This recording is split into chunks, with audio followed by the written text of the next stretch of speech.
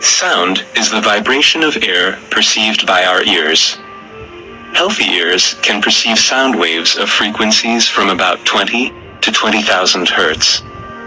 This range will become narrower due to aging or noise exposure. Sound waves create signals in the inner ear, which are transmitted to the auditory cortex by the cochlear nerve and auditory pathway. The sense of sound is produced in the auditory cortex. Sound waves are directed into the external auditory canal by the auricle.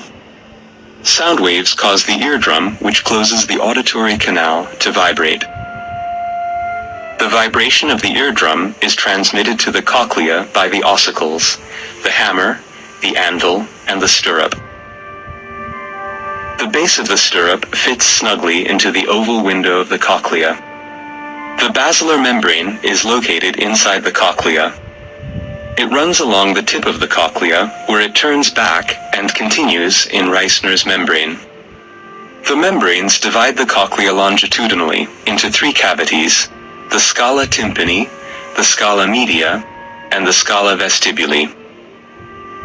The cochlea is filled with a fluid, which is vibrated by the stirrup.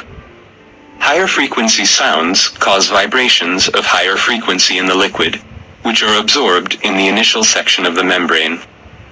Lower frequency vibrations generated by deep sounds enter the cochlea and become absorbed closer to the tip.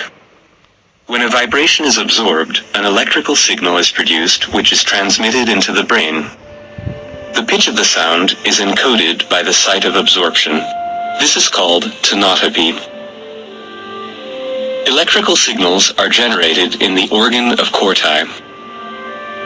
Vibrations spreading inside the cochlea push the tectorial membrane against the hair cells found on the basilar membrane and bend them, generating a signal in the cells.